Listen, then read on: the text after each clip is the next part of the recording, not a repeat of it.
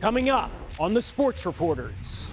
If the NBA is set, for instance, on a finding of salary cap circumvention, and if the Clippers are refusing that, then I would anticipate that we would head to arbitration. Welcome to a special breaking news edition of the Sports Reporters. I'm Jeremy Schaap. The story posted this afternoon on ESPN.com, a triple byline. Baxter, Holmes, Don Van Natta, and Ramona Shelburne. In the headline, the NBA has found no evidence showing LA Clippers owner Steve Ballmer funneled money through team sponsors to pay Kawhi Leonard in order to circumvent the salary cap, according to three people with knowledge of discussions between the two sides in recent days. And for more, we are joined by Baxter Holmes himself. So Baxter, this story has caused quite a stir online and elsewhere. This investigation got rolling 11 months ago in the wake of the Pablo Torre reporting. To be clear, what does this story today, your story, tell us? And what doesn't it tell us about where we stand? Well, the first thing is, the investigation's taken about 11 months as we sit here today. And what we are reporting, according to our sources, is that the NBA has yet to find any evidence showing that LA Clippers owner Steve Ballmer circumvented the salary cap to try to illicitly compensate Kawhi Leonard. That's obviously been the chief allegation here. What we're also saying in our reporting is that short of that, what the NBA is looking at is the nature of the introductions that the Clippers have made between Kawhi Leonard, his camp, and certain team sponsors and the nature of those. But we are kind of at, I would say, like a log jam in many ways. The Clippers, according to our sources, have been unwilling and refusing to accept any kind of finding of salary cap circumvention or any kind of punishment that asserts such a thing. And I think where we are likely headed is to arbitration, which is the process after, because this is a salary cap circumvention. It follows the process as outlined in the CBA, and that's where this could potentially all lead, which could, as I reported in July, drag this whole thing out into 2027. And just to refresh everyone's memory, for those who haven't been following this on an hourly or daily basis over the course of the last year, what is the crux of this? Who is Aspiration? What is Steve Ballmer's connection to this company? And what is Kawhi Leonard's? Yeah. So first of all, Pablo Torre first brought this forward in a series of podcasts that led to the investigation starting in 2025 by the NBA, led by the law firm Wachtell Lipton. Aspiration is a now bankrupt green banking company. It was a founding sponsor of the Intuit Dome. They had a 23-year deal worth about $300 million that the Clippers announced in September of 2021. And Steve Ballmer also invested in total about $60 million in that company. Now, months after the team announced their sponsorship partnership with Aspiration, Aspiration entered into a separate sponsorship with Kawhi Leonard. This was in April of 2022. I want to say it was a sponsorship worth about $28 million. There's a lot that kind of unfolded after that, but generally that's where we start here. So if at this point the NBA, as you have reported, has not found any evidence that Steve Ballmer circumvented the salary cap to sign Kawhi Leonard, then what do we make of these allegations then with Aspiration and the money that it was paying Kawhi Leonard? What was the incentive there? Well, one thing that I would point out quickly is, one of the allegations that the NBA is focusing on is the nature of the introductions and what happened with the Clippers and Kawhi Leonard's camp and whatnot. And in a sit down with Ramona Shelburne, LA Clippers owner Steve Ballmer, this is back in September of 2025, outlined the nature of these introductions, or the introduction that happened, and said that we weren't involved in anything beyond that with the team deal. Now, I think one of the things I would want to emphasize here is we've talked to plenty of sources in our story for our story, and one of the things they've outlined for us is that they're not certain that if the NBA's crux is focusing on introductions, if that's ultimately going to be a strong enough case that could survive arbitration, as I said before, like where this is ultimately heading. So, because introductions are something that's pretty common around the NBA. It's actually something that the league itself encourages. We could talk about the policies and what they recommend. Your story, there's nothing they say unusual or nefarious about teams introducing players to sponsors. In fact, it's encouraged, right? Yeah. So we quote in our story a 2024-2025 deck that the NBA created that goes to teams, and it's titled Business of Basketball. And on one of the early slides, it says, identify what players are talking about or commenting on around the facility. For example, if players have noticed a new sponsor on the court or on their jersey, but aren't familiar with what the company does, you might consider facilitating a dialogue with an executive from that company to talk about their business and their relationship with the team.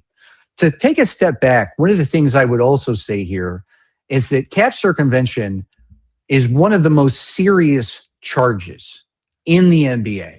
It is right up there essentially with gambling, in terms of getting to the heart of the integrity of the game. And what people, as I alluded to before, they said, if you're going after the introduction itself, like I'm not confident that would be enough. What they've said is like part of that is because cap circumvention is such a serious charge that in order for you to bring that forward and have enough to kind of, I guess, to make it stick, I'm trying to think of a better way to put it, you need strong evidence to do so. A lot of times people point to the Joe Smith case with the Minnesota Timberwolves, which we reference in our story, according to sources, was brought up as a potential template for punishment here. But the key difference, the punishment was heavy. It was incredibly heavy. 5 first-round draft picks. Joe Smith's contract was voided. Glenn Taylor, the owner, was suspended for a year. The GM of the Timberwolves, Kevin McHale, was forced to take a leave of absence. It was considered the strongest penalty ever handed down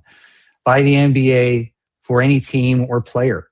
But that case hung on the fact, in terms of salary circumvention. Yes. Yeah. Right. Period. Yeah. Good. Thank you for that. But that case hung on a piece of physical evidence, written evidence that emerged through a lawsuit later from 2 people who were representing Joe Smith.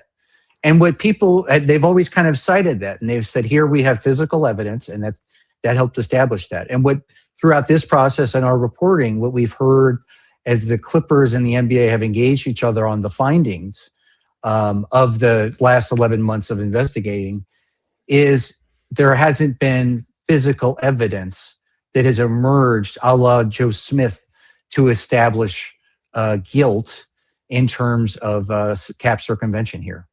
So if we're talking about an investigation that's been going on for 11 months, and presumably, or maybe we shouldn't presume, the kind of access that you would need to thoroughly investigate something like this, to emails, interviews with the appropriate personnel, Ballmer himself, et cetera, then is this over? Is the investigation basically at an impasse, and this is where they stand? I'm not ready to sit here and say that it's potentially that it's open and shut, or that it's over. I would say calls may still be made. I don't have reporting that they're done necessarily on that front, but it's our understanding that they are at something of an impasse at this moment, and I don't know how a resolution is met in the interim that avoids arbitration. If the NBA is set, for instance, on a finding of salary cap circumvention, but it's leaning into the nature of the introductions, and if the Clippers are refusing that finding and any potential punishment that may be proposed that's associated with it, then I would anticipate that we would head to arbitration. And I want to be clear on one thing real quick here. And, in this, I think it's important for everybody to understand in this particular case, it's not as if NBA Commissioner Adam Silver is like the judge, jury, and executioner, and that he can just come down and because it's a cap circumvention case and just kind of issue punishment and that's that. And the team has to accept it and so on. Because this is salary cap circumvention, as we've reported for many months now, it has to follow it follows a process in the collective bargaining agreement itself. And that process involves, a system arbitrator who's jointly appointed by the NBA and the NBPA. It involves potentially an appeals process at the end of it, if it goes that far, at which point that is binding. But it's not as if Adam Silver can just hand down punishment and that's that. And that's why we're at where we're at today. All right, Baxter, there's also been a couple of statements that have been issued. The Clippers said the Clippers introduced players, including Kawhi Leonard, to companies with which we had business relationships. Making introductions between players and team partners is both an ordinary practice by NBA teams and a common request of players and representatives. After nearly a year of scrutiny, the central fact remains, I'm not reading the whole thing, true and unchanged. The Clippers did not funnel money to Kawhi Leonard, arrange for others to compensate him on our behalf, or otherwise provide him with undisclosed compensation outside of his NBA contract. And the NBA, for its part, NBA spokesman Mike Bass, after your report was posted, said ESPN's article regarding the LA Clippers investigation, for which the NBA declined to cooperate, contains numerous and significant inaccuracies. The results in this matter will be made clear once the investigation is included. What's your reaction to their reaction? With respect to the NBA, we stand by our reporting. With respect to the Clippers, it's largely what they've been saying from the beginning, both in September 2025, when Steve Ballmer appeared on our air with Ramona Shelburne and adamantly said that they did not do what they are alleged to have done, and focused on instead introducing, the introduction that was made that involved Kawhi Leonard's camp and aspiration, that they didn't facilitate trying to circumvent the cap through a team sponsorship deal. So that's their messaging hasn't changed really. They've maintained their innocence from the beginning, and they did so again today. What does the timeline look like now? I mean, the NBA has said they wanted to have this whole thing wrapped before the season started. It's a great question, and it is more complicated because there's a trade, let's not forget, that's kind of hanging in the balance here, involving one Kawhi Leonard. If you remember on June 30th, the Clippers and the Raptors agreed on a trade to send Leonard back to Toronto, where he won a championship. And then days after that, they paused the deal after learning from the league office, according to the teams, that the Raptors would be on the hook for any potential penalties that Leonard might face. Now, so the deal involving Leonard is just kind of been up in the air. When they say that, and it might be clear, but just to really spell it out, that means if he were to be suspended or something like that, that means if his contract were to be voided, largely, yeah. Oh, okay. So that's one of the penalties that he could face in that, much in the same way that Joe Smith did. Now we have so that's something. This whole trade is kind of just hanging in the balance, and there's urgency in a ways. I mean, look, as we sit here today, it's August 17th. Training camp or the media day is late next month, and then there's training camp and preseason that rolls right into that, and so. I think one of the target dates I'm kind of thinking about is mid-September, when there's slated to be an NBA Board of Governors hearing in New York.